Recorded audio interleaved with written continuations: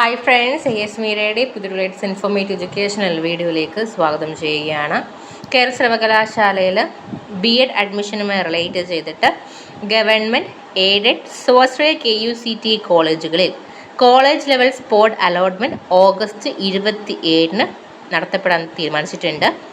നിലവിൽ കേരള സർവകലാശാലയിൽ അഫിലിയേറ്റ് ചെയ്തിട്ടുള്ള കോളേജുകളിൽ BEd കോഴ്സുകളിൽ അഡ്മിഷനുള്ള വിദ്യാർത്ഥികളെ പ്രസ്തുത സ്പോട്ട് അഡ്മിഷനിൽ പരിഗണിക്കുന്നതായിരിക്കില്ല. അതായത് മാനേജ്മെൻറ്റ് അഡ്മിഷൻ ഉൾപ്പെടെയാണ് കേട്ടോ.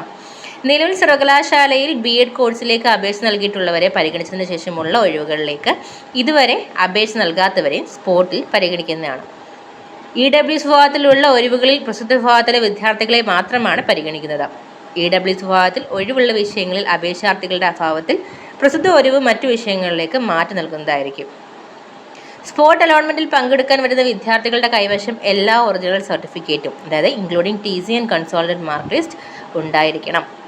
ഇതര സർവകലാശാല വിദ്യാർത്ഥികൾ നിർബന്ധമായും എലിജിബിലിറ്റി സർട്ടിഫിക്കറ്റ് ഹാജരാക്കണം. വിദ്യാർത്ഥികൾ അപേക്ഷയുടെ പ്രിൻ്റ് ഔട്ടും എല്ലാ ഒറിജിനൽ സർട്ടിഫിക്കറ്റുമായിട്ട് അതാത് കോളേജുകളിൽ രാവിലെ 11 മണിക്ക് മുമ്പ് റിപ്പോർട്ട് ചെയ്യേണ്ടതാണ്.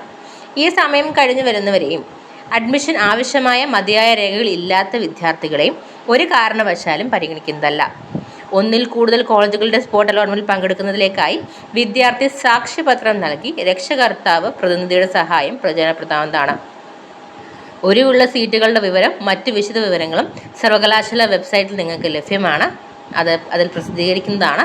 അപ്പോൾ അത് ചെക്ക് ചെയ്തതിന് ശേഷം 27-ാം തീയതി ഏതൊക്കെ കോളേജുകളിലാണോ വേക്കൻസി ഉള്ളത് അവിടെ നിങ്ങൾക്ക് അറ്റൻഡ് ചെയ്യാൻ പറ്റുന്നതാണെന്നുണ്ടെങ്കിൽ തീർച്ചയായിട്ടും പോയി അറ്റൻഡ് ചെയ്യേണ്ട ആൾസ് നിങ്ങൾക്ക് അറിയാവുന്ന മറ്റ് കാൻഡിഡേറ്റ്സിനോട് ഈ ഒരു ഇൻഫർമേഷൻ പാസ് ചെയ്ത് കൊടുക്കുക. ഇതുവരെ അഡ്മിഷൻ ലഭിക്കാത്ത അതോടൊപ്പം തന്നെ രജിസ്ട്രേഷൻ ചെയ്യാത്ത വിദ്യാർത്ഥികൾക്കും പങ്കെടുക്കാൻ സാധിക്കുന്നതാണ്. അതായത് ഇതുവരെയും BEdന് അപ്ലൈ ചെയ്യാൻ സാധിച്ചിട്ടില്ല അങ്ങനെയുള്ള വിദ്യാർത്ഥികളാണെങ്കിൽ പോലും ഈ ഒരു അലോട്ട്മെൻറ്റിൽ അല്ലെങ്കിൽ ഈ ഒരു സ്പോട്ട് അഡ്മിഷനിൽ നിങ്ങൾക്ക് പങ്കെടുക്കാനായിട്ട് സാധിക്കുന്നതാണ്. ഇപ്പോൾ കൂടുതൽ ഇൻഫോർമേഷൻസ് അറിയുന്നതിന് വേണ്ടിയിട്ട് യൂണിവേഴ്സിറ്റി റിലേറ്റ് ചെയ്തിട്ടുള്ള ഏതൊരു ഇൻഫോർമേഷന് വേണ്ടിയിട്ട് നമ്മുടെ ചാനൽ സബ്സ്ക്രൈബ് ചെയ്യാൻ മറക്കരുത്.